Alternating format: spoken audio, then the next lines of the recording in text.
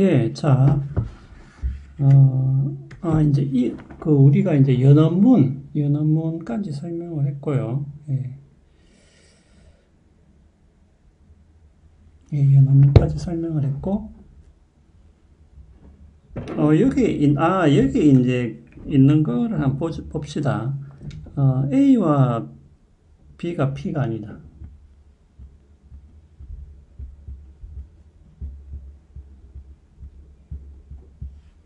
그럼 요거는 연원문을 어떻게 기호하냐?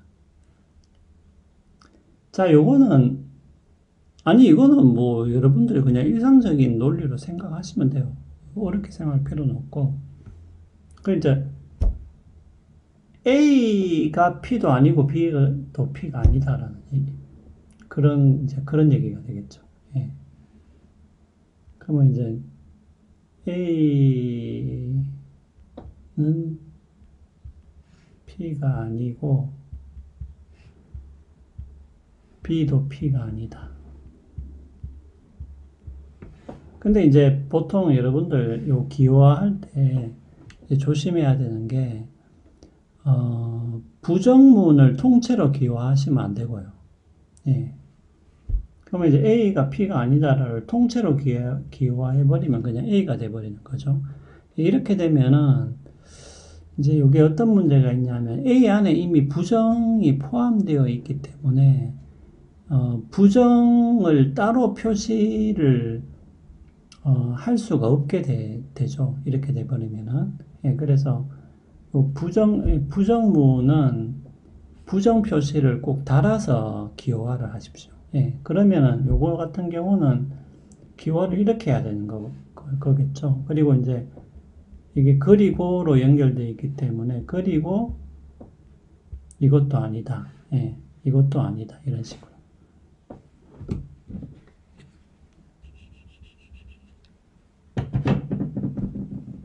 그럼 이렇게 하면 되겠죠. 예. A도 아니고 B도 아니다. 예, 이런 식으로. 그 다음에 이것도 꼭 알아두세요.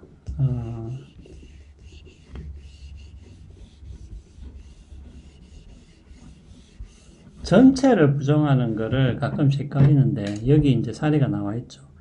A와 B가 모두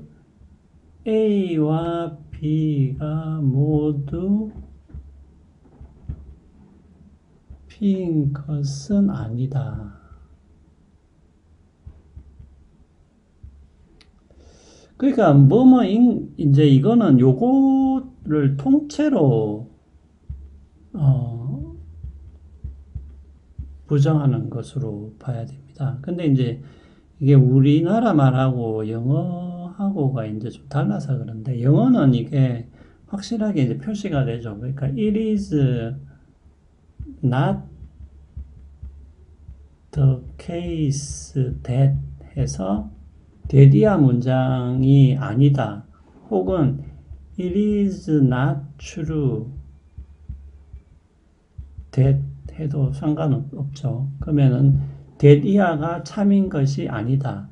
that이야가 사실인 것이 아니다. 이렇게 이제 정확하게 나누어지는데 물론 우리도 뭐뭐인 것은 아니다. 이제 이렇게 쓸 수는 있는데 이제 조금 보기에 약간 우리나라 말은 이제 이게 문장을 통째로 부정한 것인지 아닌지가 가끔씩 헷갈릴 때가 있어요.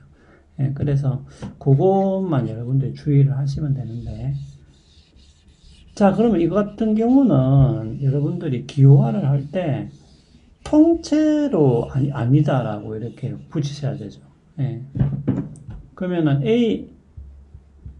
A가 P이고 B도 P다는 얘기잖아요. 그러면 A가 B도 P인데 그것인 것이 통째로 아니다라고 하니까 괄호를 하고 아니다라고 붙이셔야죠.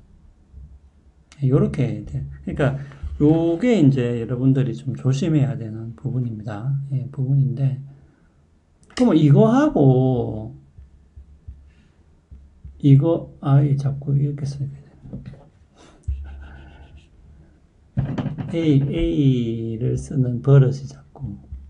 그럼 이거하고 뭐가 달라요? 이렇게 질문할 수 있잖아요. 그런데 여기서는 여러분들이 뭐가 달라요? 라고 물었을 때는 진리값을 비교를 해보면 됩니다. 진리값을. 진리값이 다르면은 이 두 개는 논리적으로는 뭡니까? 다른 것이죠. 예. 그러면 요거 두 개의 진리값을 여러분들이 한번 연습을 해보세요.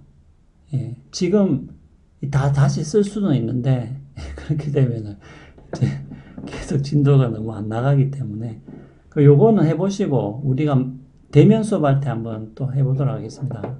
해보세요, 요거는. 이게 두 개가 같은지 다른지. 예. 다를 겁니다. 해보면은 진리값이 달라요. 예.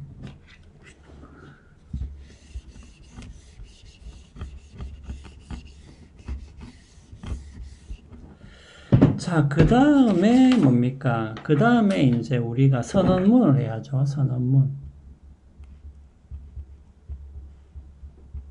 혹은, 또는 이런 건데. 그럼 선언문의 진리값은 어떻게 되느냐? 요거는, 여러분 똑같이 하셔야 됩니다. 예, 복합명제의 진리값은 뭐예요? 제가 이야기했죠. 단순명제의 진리값에 의해서 결정된다. 그러니까 단순명제를 먼저 적어줘야지. 예, 적어줘야 됩니다. 예를 들면은, 뭐, 이런 복합, 문장이 있을 수도 있잖아요. 이렇게. A 혹은 B 이고, 그리고 C이다. 이렇게 할 수 있잖아요. 예. 그러면은, 그러면 이 복합 문장의 진리값은 어떻게 되느냐? 그러면은, 여기에 A, B, C 다 적어줘야죠. 다 적어줘야지. 다 적어주고 나서 요 진리값을 이제 결정해야 되는 거겠죠. 자, 그러면은 A, B 적어주고 나서 A 혹은 B다. 요거는 이제 거꾸로 적으시면 돼요. A 그리고 B는 이렇게 적고, 이제 이렇게 뒤집으면 되죠. 예. 그러면 이제 이거는 또는 혹은 이렇게 되는 거죠. 그럼 이건 똑같습니다. 요거는.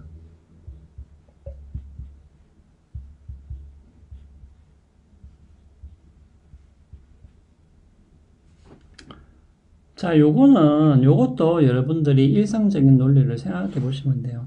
그 둘 다 참이면 참이지. 여러분들이 나는 오늘 영화관에 가거나, 어, 영화관에 가거나 집에 있는다. 이렇게 생각해 보면 되잖아요. 그러면 이게 이제 선언문이 되죠. 영화관에 가거나 집에 있는다. 그러면 둘 다 참이면 뭐 참이지 뭐 그냥. 근데 중요한 거는 선언문 같은 경우에는 둘 다 거짓일 때만 거짓입니다. 그 말은 맞죠. 여러분들이 나는 오늘 영화관에 가거나 집에 있는다 라고 말을 했는데 여러분들이 영화관에도 안 가고 집에도 안 있어요. 그러면 그 말은 뭡니까? 거짓이 되는 것이죠. 그럼 이거는 거짓이고 나머지는 다 참입니다. 그러니까 하나라도 참이면 참이지 뭐. 예. 그러니까 여러분들이 영화관에 가거나 집에 있거나 둘 중에 하나만 해도 이 말은 참이 되죠. 예. 참이 되죠. 둘 다 거짓일 때만 거짓이다. 아이고 밑에 잘렸네요. 그러니까 둘 다 이렇게 거짓이다. 영화관에도 안 가고 집에도 안 있는다라고 하면 거짓되고 하나라도 참이 있으면은 이 말은 참이 되죠. 여러분들이 둘 중에 어느 것 하나라도 일단 하면 참이 되고 둘 다 해도 참이 되고 이렇게 됩니다. 자, 그래서 뭐 여기 그런 게 나오죠. 갑은 을을 사귀거나 병과 사귄다. 갑은 을을 사귀거나 병과 사귄다. 자, 요 말은 뭐 여기도 나왔다시피 그거죠. 그럼 갑이 을과 병 가운데 한 사람과 사귄다는 뜻도 되고 아니면은 갑이 을과 병 가운데 한 사람과 사귀거나 둘 모두 사귄다는 뜻도 되죠. 예. 그러니까 영희는 철수와 사귀거나 광수와 사귄다 이렇게 이야기했을 때 그 말은 꼭 둘 중에 한 명하고만 사귄다라는 뜻도 있지만 둘 다 사귄다는 뜻도 함축되어 있다는 얘기죠. 네, 그래서 여기 보면은 베타와 선언이 나오는데, 자, 요 말은 뭐냐면,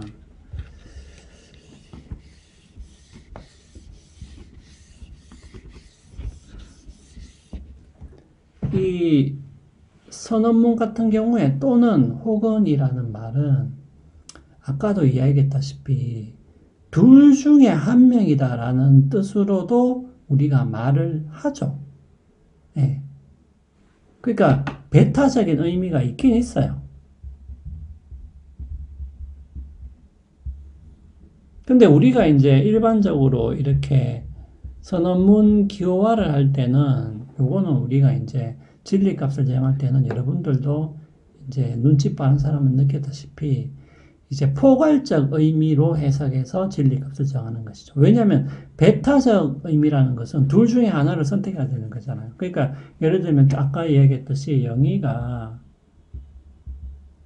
철수와 사귀거나 철수와 사귀거나 광수와 사귄다라고 말을 했다면은 그 말은 우리가 일반적으로는 베타적 의미죠.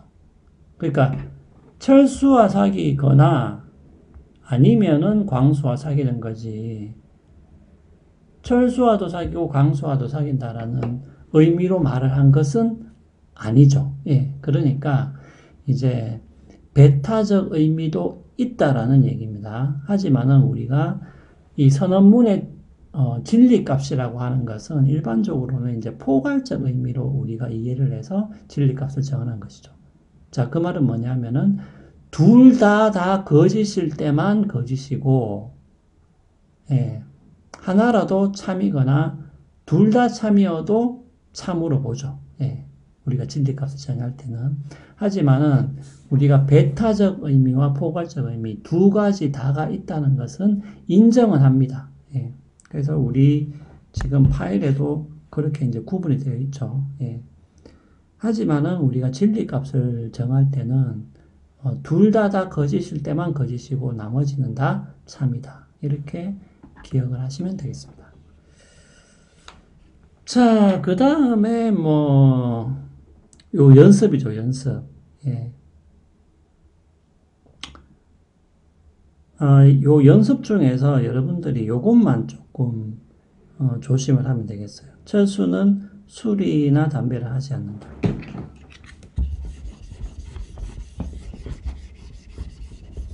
그러니까 다른 것을 기호하는 것은 특별히 어렵지는 않죠. 뭐 A가 B나 C를 피한다. 이 말은 A가 B를 피하거나 A가 C를 피한다. 뭐 요거는 여러분들 쉽게 할 수 있는데 조금 헷갈리는 게 이제 이거죠.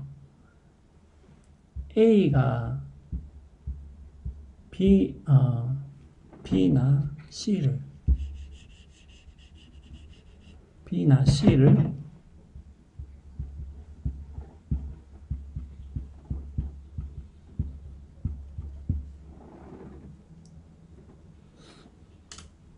자, 요거는 이제 여러분들이 헷갈리면 안 되는 게 A가 B를 이렇게 합시다. A가 B를 피하지도 않고 그리고 A가 C를 피하지도 않는다. 이렇게 기호화를 해야죠. 예. 근데 이제 이렇게 A, B, C 막 P 이렇게 적어놓으니까 조금 헷갈리는데 예를 들면은 이렇게도 나오죠. 영희는 술이나 담배를 하지 않는다. 자, 이거는 어떻게 기호화를 해야 되겠습니까? 그러니까 그냥 결론만 빨리 말을 하면은 영희는 술도 하지 않고 그리고 담배도 하지 않는다. 이렇게 돼야 된다는 거죠. 그러니까 영희는 술도 하지 않고 그리고 영희는 담배도 하지 않는다. 이렇게 돼야 된다는 거지. 근데 이것을 여러분들이 이거를 이제 좀 오해를 하고